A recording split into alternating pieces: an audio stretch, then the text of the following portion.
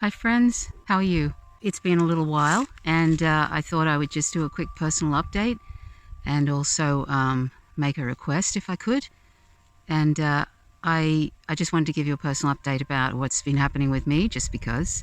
There's no real reason, but if you're following the channel, you might be interested. So anyway, just recently, about 2 weeks ago now, almost 2 weeks ago, I had to have some radioactive iodine for that hyperthyroidism. It had toxic nodes on my thyroid, and they were putting out way too much thyroid hormone, and it can cause increases in blood pressure, and it causes a lot of anxiety, and unknown origin sort of anxiety, and it's very extreme, and so it's sort of very, it's been quite debilitating it's been increasing over the last few years. Anyway, I won't go into that because I didn't even know I had that until about 4 months ago. Anyway, so I won't go into that because the last personal update I did, I think it's called River Talk or Walk by the River or something.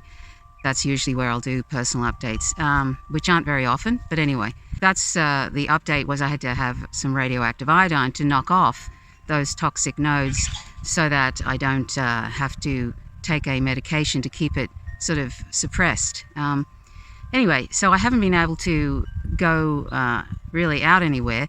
I haven't even been able to go out into my to the rest of my house because every time I sit down, one of the cats will try and sit in my lap, and I'm supposed to, particularly for the first week, I'm supposed to it's best not to share a bed with anybody for a couple of weeks. It's best not to, sort of cook or anything like that, to just keep away from everything. So Dee Dee's been very good, and as she always is, and she was doing all the cooking and everything like that, and looking after the cats, and the cats would come to the door and cry and couldn't understand why they couldn't come in to see me, to sort of sleep on the bed or get cuddles. And it was very difficult because they're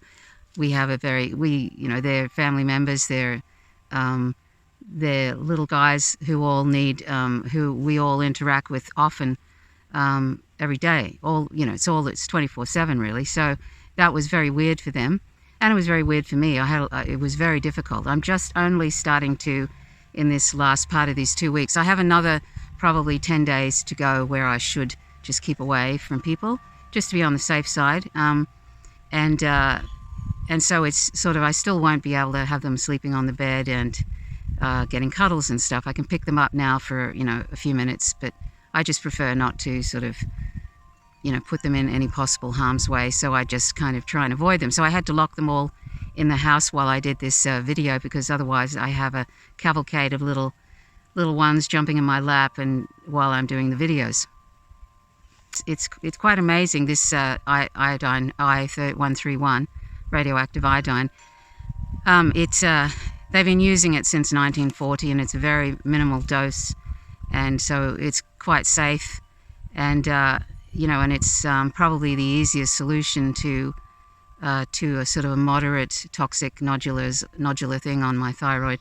They do that regularly and have been doing that for decades with people, so it's nothing nothing too scary. But it is weird when when you've got some sort of a toxic radiation basically coming out of you. You can't see it. It's sort of amazing, sort of to think that that's sort of radiating and you can't see it, and you could just be walking around amongst people or sitting in a group for an hour if you were being irresponsible, and no one would know. I look forward to being able to cuddle the cats. Little Aoife, he always seems like a kitten, even though he's like 4 years old now. He really doesn't understand it, and he'll sit at the door and he makes these little wildcat sounds. He doesn't meow, he makes little sort of wildcat sounds. Apparently he is related to African wildcats.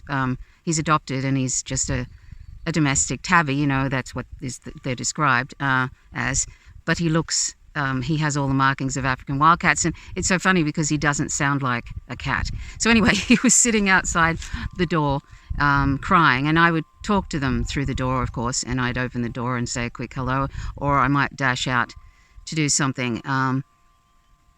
And we have composting toilets here, so I had to make a little sort of special little area for my toxic waste, and then bury it. So anyway, so that's been what's happening to me, and hopefully it will do the trick the first time. Sometimes people need a second dose of that, and it wasn't a problem really, except for maybe I felt a bit sweaty the first few days.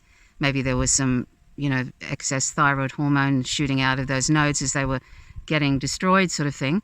But apart from that, it wasn't really, I didn't feel really any different. And hopefully I won't have to have another one of those again. And so anyhow, that's that. And so the second thing is, and by the way, I've still been intermittent fasting, and that's been very enjoyable, and it makes you feel, I've mentioned this before, I do it via a Body Fast app, and no, that's not an ad, any paid promotion or anything. I'm just telling you because it's not very expensive. I think it's like $75 a year to use this app, and it's basically just sort of, you record your fastings, and you can mix it up, and it makes it easier to sort of schedule things and stuff like that. So I've been doing this intermittent fasting pretty much every day since early January, and it makes you feel, I probably took a few days off in the beginning of this radioactive iodine. When I say off, I just did like a 16 hours fasting and 8 hours off sort of thing, instead of sometimes I'm doing 20 hours of fasting and 4 hours where I can eat and that sort of thing. So I've been doing that now since early January, and this is something I didn't expect, and I mentioned this before, and I won't go into it because I spent a lot of time in, I think, one of my last videos talking about this. But it made me feel, after all the sort of ravages of this hypothyroidism that went undiagnosed for about 4 years, I was sort of feeling not so great. And and I know that it doesn't, when you're doing fasting, it does an autophagy thing, which is basically after a certain period of time, I think it's 14 hours of the fast, it starts to, or is it 16? 14, I think. It starts to clean up your cells and eat, sort of basically get rid of all the waste in the cells and stuff like that. And also anti-cancer cells start coming up, and there's a whole bunch of, it improves insulin receptivity, sort of it reduces insulin resistance. There's a whole bunch of things that happen with intermittent fasting.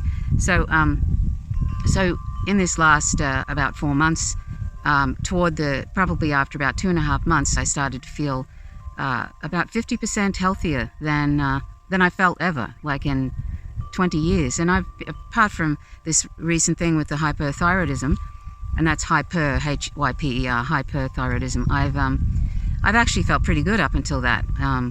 Very healthy. My blood pressure was really good, all that sort of thing, and then suddenly it started going haywire, and I couldn't understand it. It's made me feel like 50% healthier than I felt in, sort of decades. So that sort of indicates to me that that I must have had a lot of old cells that needed cleaning out. I needed to clean house, basically.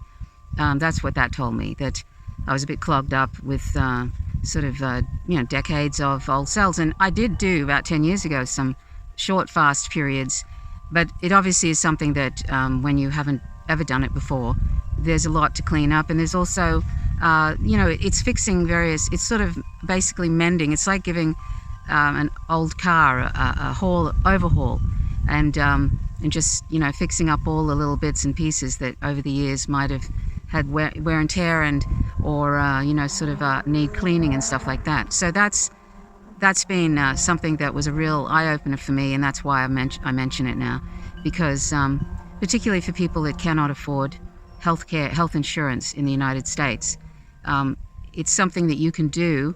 It won't fix everything, but I think I've done enough of it now to sort of realize it certainly can help correct. It can make you feel so much better, but you have to do it sort of for 2 or 3 months at least to feel the benefits. And then after that, and I'm talking about every day, and it isn't difficult. It sounds difficult and it sounds extreme, but it actually isn't. And you listen to your body while you're doing it. You don't just kind of just keep doing it if you're feeling a little bit off. You take a day off or 2 days or whatever. It's not some stringent thing, and they say that in the Body Fast app. There's a lot of intermittent fasting apps. That's not the only one, and it's, as I said, it's not a paid promotion, but I'm just saying it's fairly cheap and it's adequate, and it's pretty good.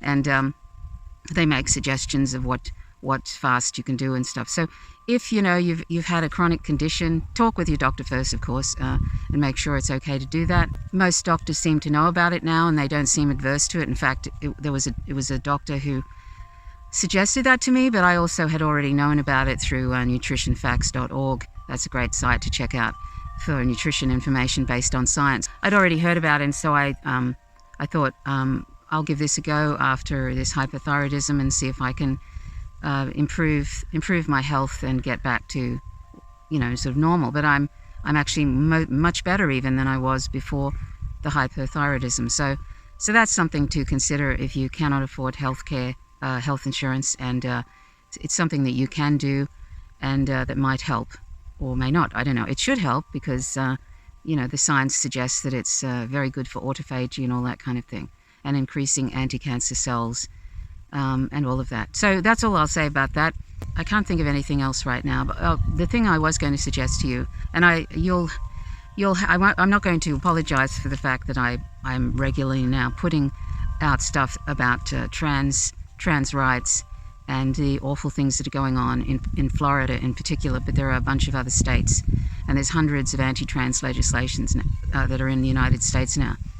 And this sort of thing never stays within those borders. It starts to, because I feel there's actually just like there was an Islamophobic industry, which was spoken about 10 or more years ago, when it was convenient for everybody to be Islamophobic, 15 years ago, I think it might have even been. There was a whole actual sort of dark money industry of Islamophobia, which was designed, of course, to make people fear Muslim people and fear Islam, and put out this idea that everything's going to be taken over, by the Taliban type thing, all that sort of stuff. It's just sort of it was intended to cause hate and division, to also have a thing of look over there instead of looking at the powers that be, the unproductive class, etc., that are putting out all the sort of the fear-mongering and the war-mongering and all of that. And so they switched from one group to another. It was once upon a time, many decades ago, it was Japanese people, and then they rounded up Japanese people during World War II and put them in sort of the likes of concentration camps and took away their property, and that was very convenient for the powers that be. There's all throughout history there's been groups that are vilified. The Jews during World War II and other minority groups. It's sort of gay people were also killed in concentration camps during World War II by the Nazis, and then of course you have the ongoing imperialist, sadistic nature of empire, U.S. empire, which nobody ever seems to liken to Hitler, but it's worse than Hitler because it's been going on unabated now for, particularly since World War II, and it's overthrown or attempted to overthrow 60-plus countries, governments since World War II, and has destabilized constantly countries who look like they're going to try and look after their own people, and who look like they're going to use their resources for their own country. And the US goes in and, via the CIA, which is the invisible army of capitalism, goes in and meddles with government, sets up sort of groups within that. That's happening right now in Thailand. There's I don't know if it's already happened. They're having a general election, and there's a group of lawyers called iLaw, I think they're called. Brian Bertalik, from New Atlas talks about that. He lives in Thailand. Go and check out his most recent videos about that. But they are working with the National Endowment for Democracy, which is just a front for the CIA, and they sort of create these groups and fund these groups. They heavily fund them so that they can try and turn the population against whatever particular government the US doesn't want in power, and they try and also do whatever they can to meddle with the internal affairs of any country that they feel does not have a US-friendly government, a government that is going to be like a country that they want as a client state. Like at present time, we haven't had any government since Whitlam, since '75, that has not allowed Australia to be a client state, and right now the US is doing that in relation to China. We're going to be sacrificed as a US proxy, just like Ukraine is being sacrificed right now in the US proxy war on Russia. We're going to be sacrificed as well. And that's very frightening, and there doesn't seem to be any way, there's hardly any anti-war movement here, and there's also no way, there's no talk of any sort of debate in Parliament about having a war with China.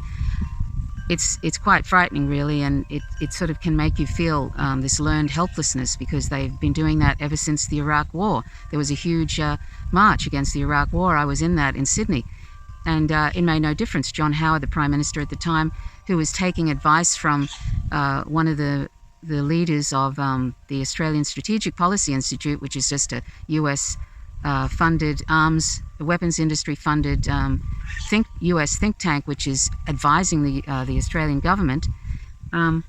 They've been pushing for a war on China for years now, and that's just a propaganda arm of the US national security state. So that's where we're heading here in Australia, and there doesn't seem to be any sort of backing off from the government, even though a lot of people don't want that here. They don't want a war on China. They don't even understand what the problem is, why we even have a problem with China, unless, of course, they know what a vassal state we are to the US empire. Then it all makes sense. We just do it's like jump, and we say how high, and that's how it goes here. So anyway, Thailand is having, the US, of course, meddle. I was wondering about that before I heard Brian Bertolick talk about that. I was thinking, for sure, if there's elections coming up, if there's a current government in there, if there's a current political situation that the US doesn't like, for sure they'll be meddling. And sure enough, they were. So the end of the US empire can't come soon enough for the global south, for the rest of us here in Australia that can see what's going on.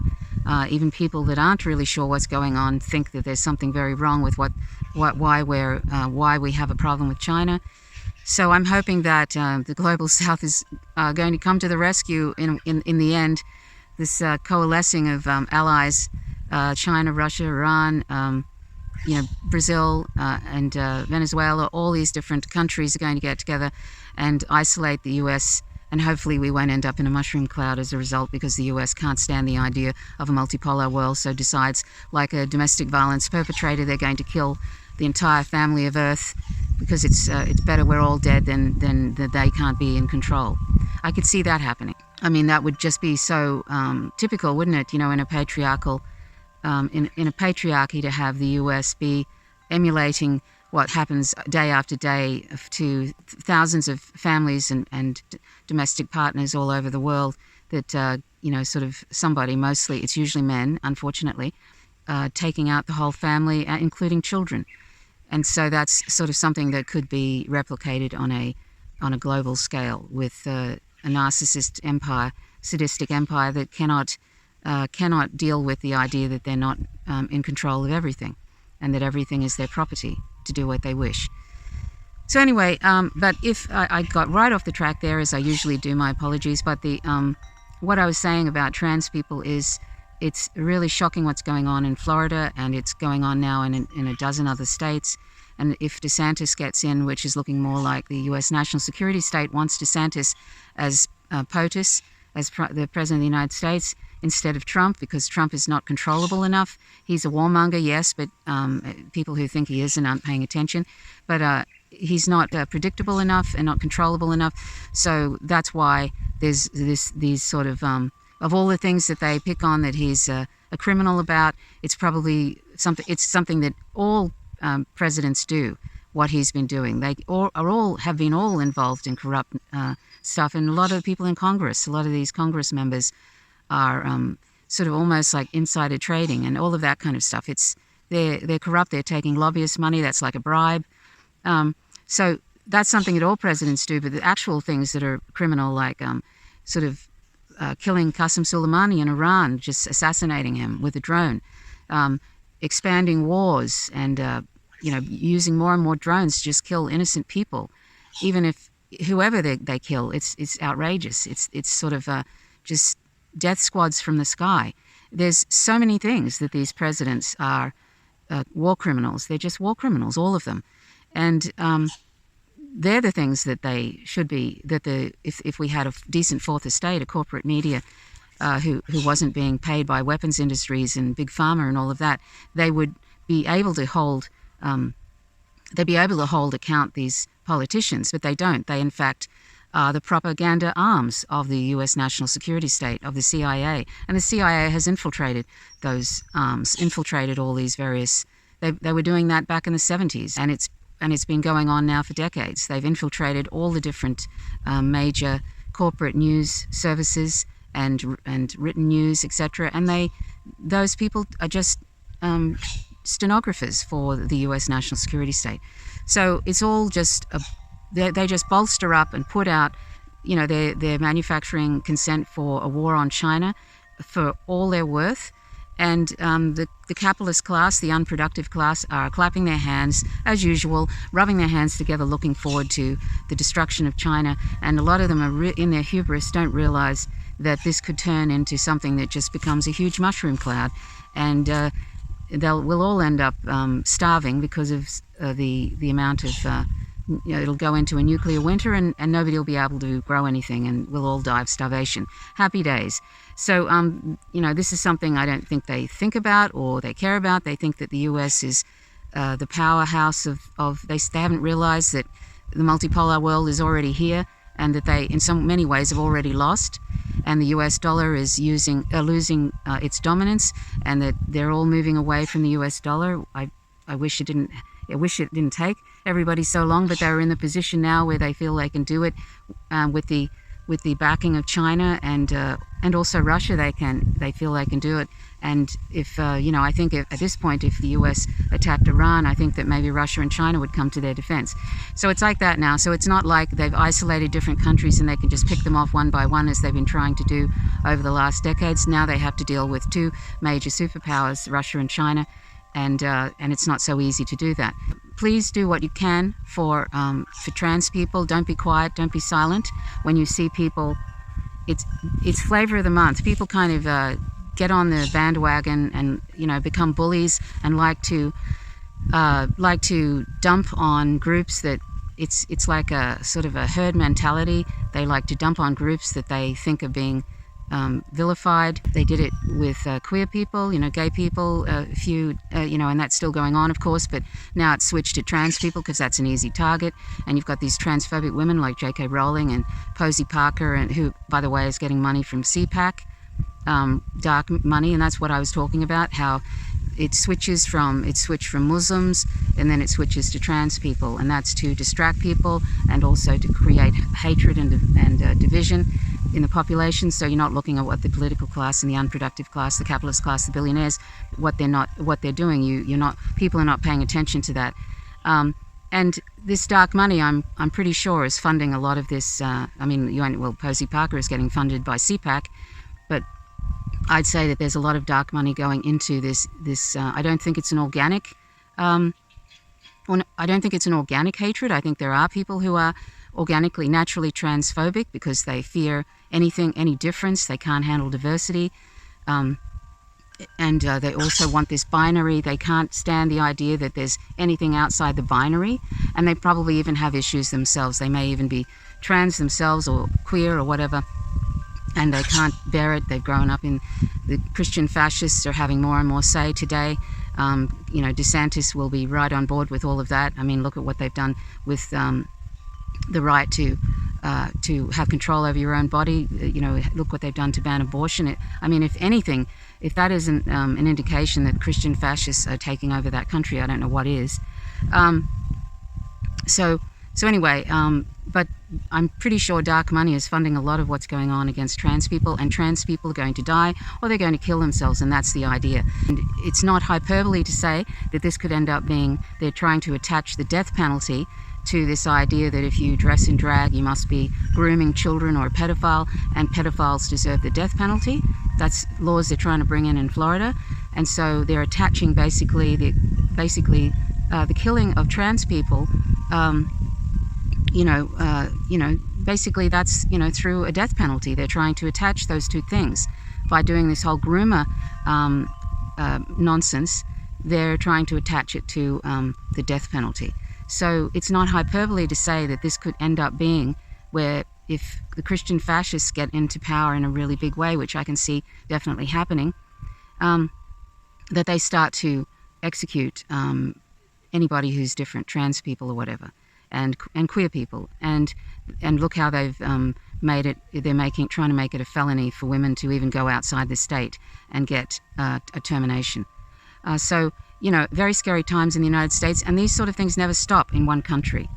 And particularly when things start going awry, when there's a lot of social inequality and stuff, instead of people looking at the powers that be, oftentimes they will turn on a particular minority group, and that's what happens over and over and over again in history. And not just one minority group, by the way. And people are seeing that it's basically, this is coming for women, it's coming for queer people, it's coming for trans people, it'll be coming for people of color as usual. It's never not been coming for them. Black people, etc. It'll just be a wholesale thing, and then the people who are helping instigate all of that are going to end up being also sacrificed by these people. Like, look at what happened to the brown shirts. The brown shirts were doing all this, head kicking for Hitler and all of that, and then when it came, was it Ernst Strom? Was that the guy who was the head of the brown shirts? They ended up killing him. And then sort of killing off the brown shirts. It's like they weren't useful anymore. And so these people who think that they're going to be part of the white Christian fascist sort of ruling power, a lot of them are going to be knocked off. And because usually the ones at the top want to be a small group running everything, and so they'll end up knocking off anybody who they see is going to be taking away, or they're not interested in sharing power.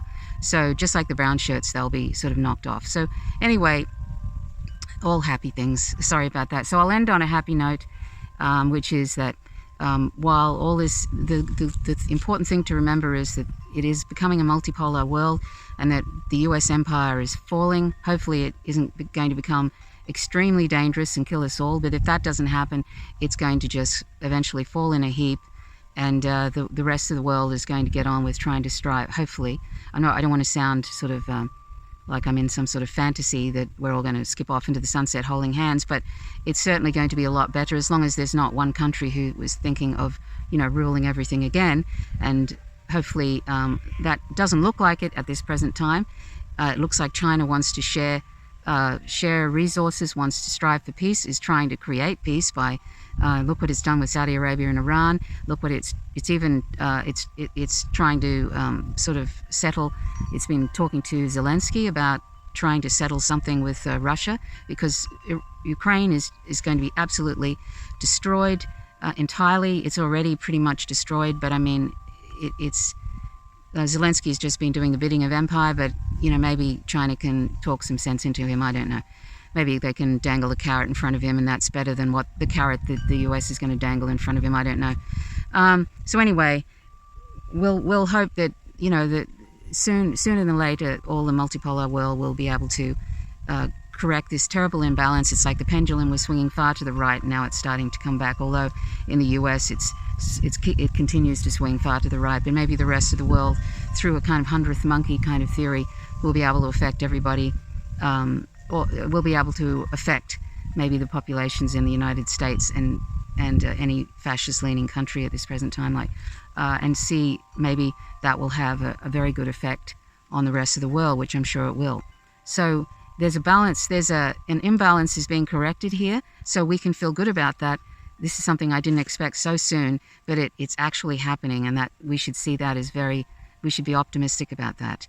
So if we can, if somehow we can avoid this war with China, I don't know, it seems like they're hell-bent on this war with China, the US, and avoid that somehow, and we need to have a real anti-war movement, then maybe we can avoid that, and maybe the world is actually stepping away now, and stepping away from this dreadful US empire, and we can try and get some sort of sanity back into the world.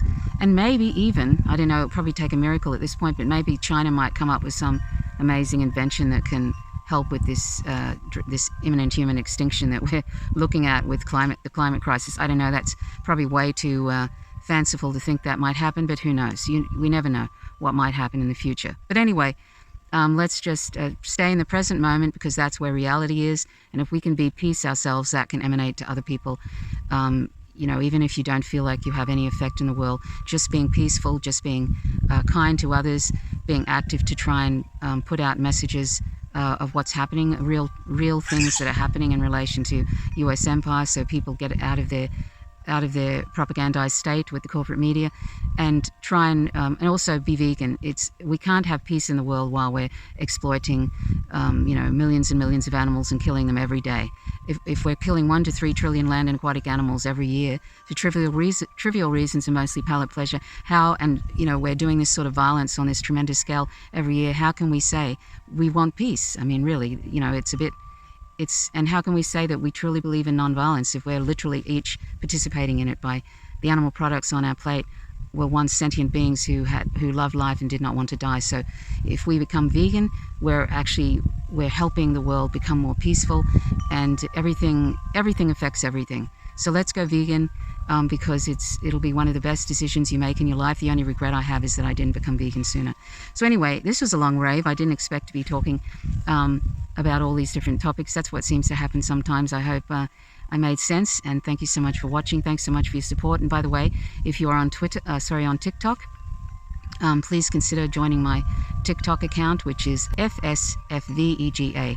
On TikTok, there's almost 10,000 followers there, and I've only been there for over a year, although it's really more just snippets of independent journalism. I take that because I'm trying to get people interested in different and get exposed to different ideas, that they don't get through the corporate media, obviously.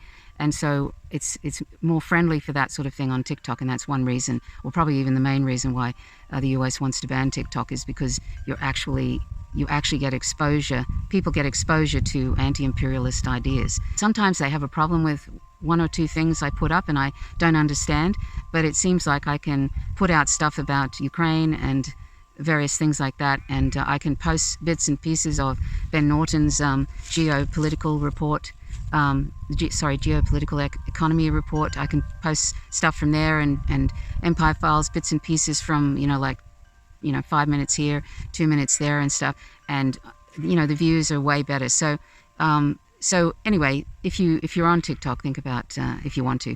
You probably already follow those accounts, so you probably don't need to, but if you feel like joining TikTok, that's where I do most of my content now. Okay, so thanks for watching. My name's Trish Roberts. I've got a little bug on my hair. Thanks for watching. My name's Trish Roberts. Until next time, bye for now.